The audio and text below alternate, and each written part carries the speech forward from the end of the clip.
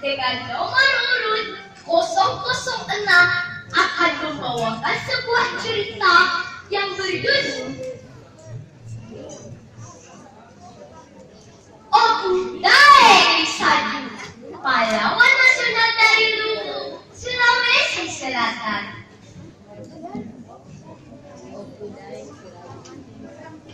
Cerita ini dari buku seri halaman 2 menerbit Erlangga Group oleh Dina Asyanti. Mau dengar ceritanya? Mari kita simak bersama-sama. Sebuah kota kecil yang bernama Luwu. Pagi itu terdengar suara ayam jantan berkokok dengan nyaringnya.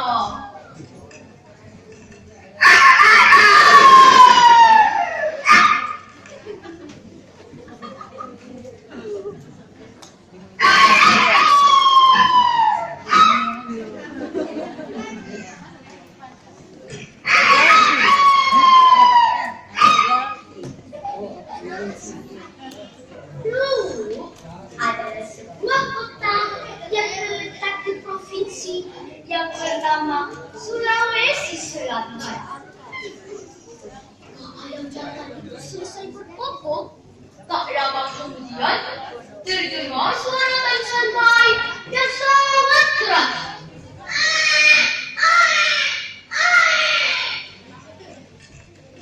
Suara apa itu?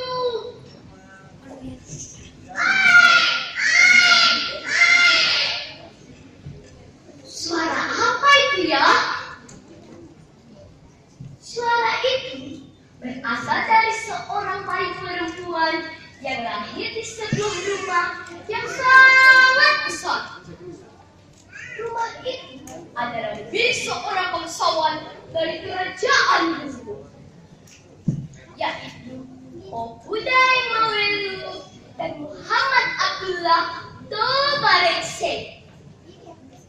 Bayi kecil itu bernama Famaja, yang tidak lain adalah Opu Daeng Saju, yang lahir pada tahun 1880. Nama Opu Daeng Saju merupakan gelar kebangsawanan kerajaan Luwu. Nah, teman-teman, mau dengar tidak kelanjutannya? Walaupun tidak pernah mendapat pendidikan formal seperti sekolah Belanda, Opu sejak kecil sudah banyak belajar tentang ilmu agama dan budaya. Karena duduk di lingkungan bangsawan, ia banyak belajar tentang nilai-nilai moral dan tingkah laku yang baik. Suatu hari, Opu menghadap ke ayah kandanya. Opu berkata, "Ayahanda, aku ingin berjuang dalam membela tanahku." Mendengar hal tersebut, ayahnya pun berkata, "Iya dong, berjuanglah atas nama agamamu. Ingatlah nak, engkau hanya boleh takut kepada Allah." Nah, teman-teman, masih mau dengar nggak kelanjutannya? Opu memulai karir organisasi politiknya dengan menjadi anggota Partai Serikat Islam Indonesia (PSII) cabang Parepare pada tahun 1927.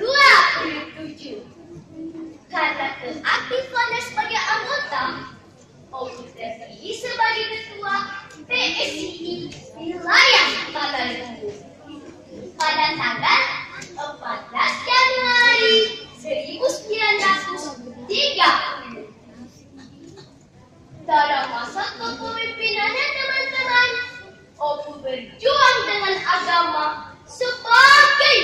gagasannya.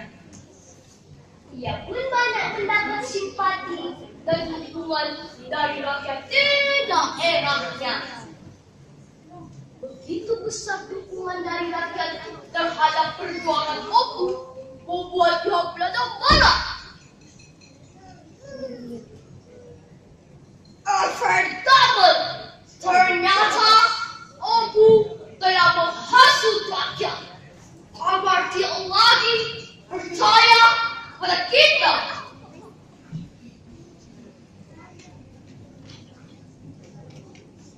Pihak Belanda yang bekerja sama dengan Konsorsium Akteri Bersama menganggap Opu menghasut rakyat dan melakukan tindakan provokatif kepada rakyat agar rakyat tidak lagi percaya kepada pemerintah. Akhirnya Opu diadili dan dicabut gelar kebangsawanannya. Tidak hanya itu teman-teman, tekanan juga diberikan kepada suami dan pihak keluarga Opu agar menghentikan kegiatannya di PSI. Nah teman-teman, masih mau dengar tak kelanjutannya? Pada tahun 1942, Jepang melakukan pendaratan di Makassar.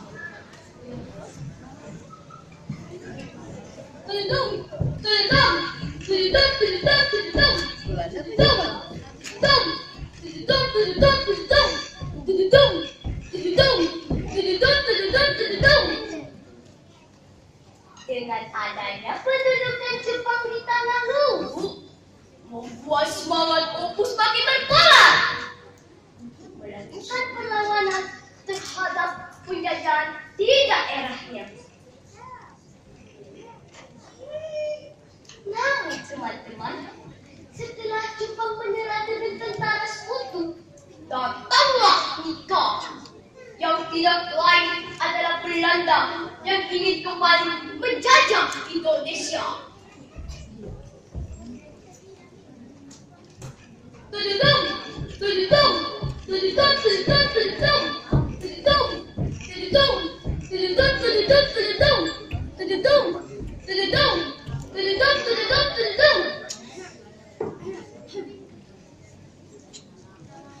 Nah teman-teman, tahu nggak apa kepanjangan dari nikah? Tahu. Nikah adalah Netherlands Indian Civil Administration. Nah teman-teman, mau dengar nggak kelanjutannya? Opu dan pemuda Sulawesi Selatan merespon kedatangan Nika dengan melakukan perlawanan besar-besaran. Karena keberaniannya dalam melawan Nika, Opu menjadi incaran nomor 1 selama Nika berada di Sulawesi Selatan. Tentara Nika bahkan membuat pengumuman.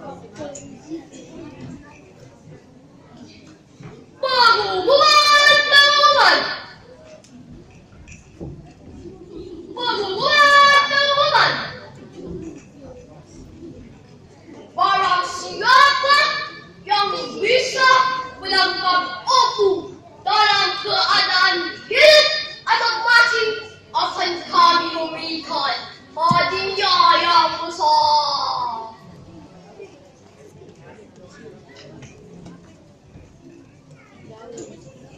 Namun tak ada seorang pun yang menanggapi pengumuman tersebut.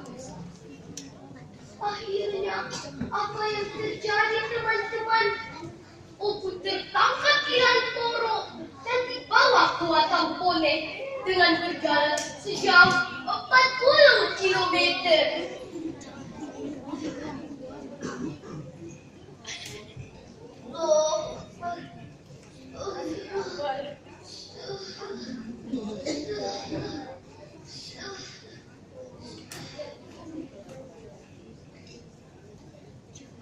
Nah teman-teman, masih mau dengar nggak kelanjutannya?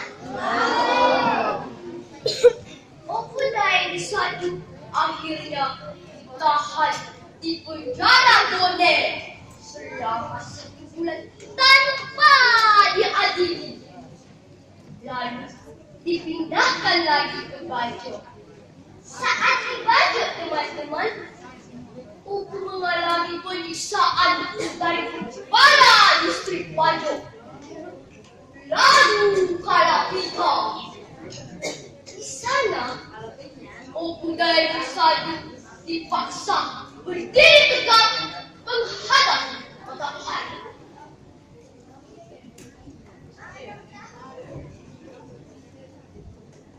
Kalapika kemudian mendekati Opu yang kala itu berusia 67 tahun. Kalapika kemudian meletakkan senjatanya membentak Opu.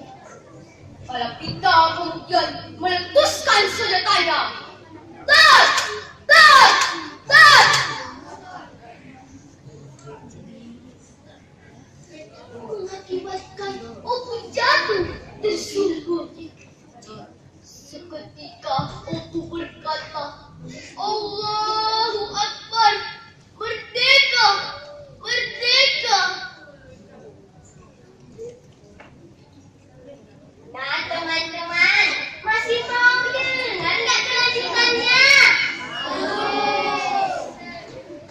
Akibat penyiksaan dari Belanda dan kepala distrik Bajo membuat Opu menjadi tuli seumur hidup.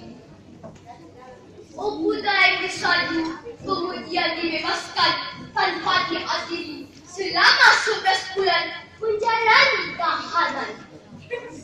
Tidak lama kemudian Opu wafat pada usia 84 tahun pada tanggal 10 Februari 1964 karena sakit. Dan ia dimakamkan di pemakaman Raja-Raja Lombok Palopo, Sulawesi Selatan.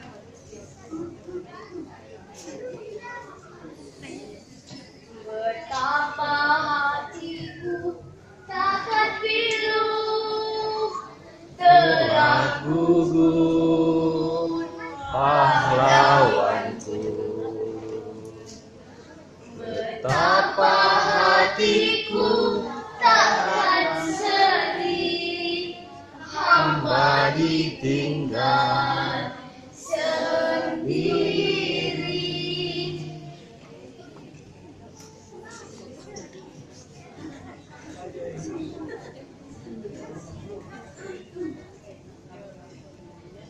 Telah gugur pahlawanku, tunai sudah janji bakti. Gugur 1 tubuh 1000 karena air jaya sakti. Nah teman-teman, pesan moral dari cerita tersebut adalah begitu giginya seorang pejuang wanita dalam membela tanah kelahirannya dari tangan penjajah yang patut kita teladani. Demikianlah cerita dari Naila tentang Opu dari Sadu. Semoga bermanfaat bagi kita semua. Jika ada jarum yang patah, jangan disimpan dalam laci. Jika ada kata saya yang salah, jangan disimpan dalam hati. Assalamualaikum warahmatullahi wabarakatuh. Waalaikumsalam 006. Oke, saya pinjam dulu ya. Ini tadi gimana pakainya? Oke, cukup. Udah. Kalau kayak ini bukan. Ini bisa jadi Gendang. apa? Tongsis. Bisa jadi pacampok kalau nakal ke Bambara. Dan langsung saja Dewan diri kita ke arah. Oke, terima kasih. Bisa beri tepuk tangan lagi untuk 006 penampilan yang begitu menarik. Jadi untuk keyboard hari ini ya. Wow, saya tidak bisa berkata apa-apa. Wow ya, dari keseluruhan tampilan kamu dari properti semuanya betul-betul sempurna, menarik sekali buat saya. Hanya ada sedikit mungkin teknis aja ya. Poninya langsung terganggu, coba angkat sedikit poni tangan. Nanti ibu-ibu kalau poninya dijepit ya dijepit aja, jadi matanya tidak terganggu. Yang kedua ekspresinya diperhatikan saya. Kamu tadi kukuruyuk tapi ketawa. Saya kayak ini lucu apa? Terus ada bayi nangis tapi ketawa. Jadi itu saja. Kalau sedih ekspresinya kasih sedih, benar-benar sedih. Kalau marah ekspresinya marah. Tapi secara keseluruhan saya rasa menghibur sekali ya. Sekali lagi tepuk tangan untuk 006. Oke, terima kasih. Silakan kembali. Dan masih ada 2 lagi ya. Ada ya, Bel? Ada. Waktu cukup? Oke, boleh ya, Belnya? Yo, ayo naik.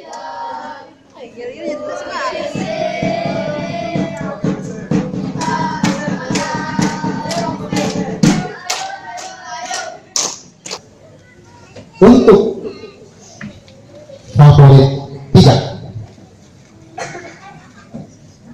jatuh dengan nilai 910, jatuh ke nomor 066.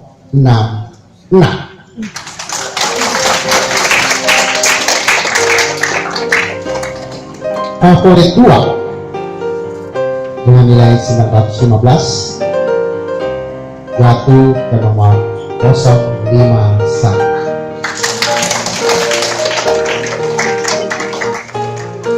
Favorit 1 dengan nilai 925, jatuh ke nomor 008.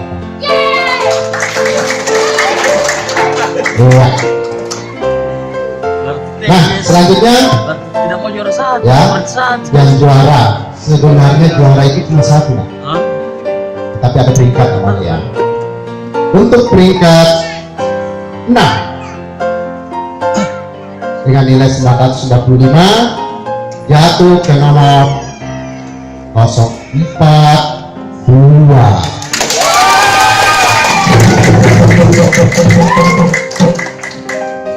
Peringkat 5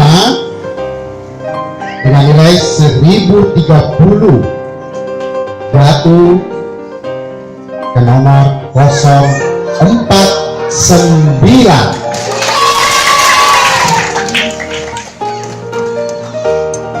Peringkat 4 dengan nilai 1060, jatuh ke nomor 002. Peringkat 3 dengan nilai 1065, jatuh ke 006.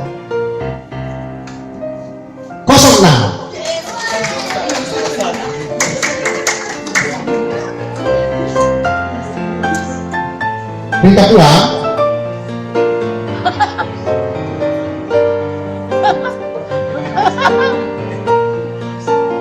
jatuh dengan nilai 1070 ke nomor 053.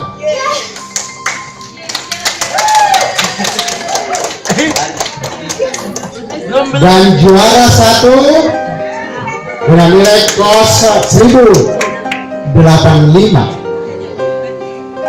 Belum disebut. Jatuh siapa kira-kira? 06 Bella.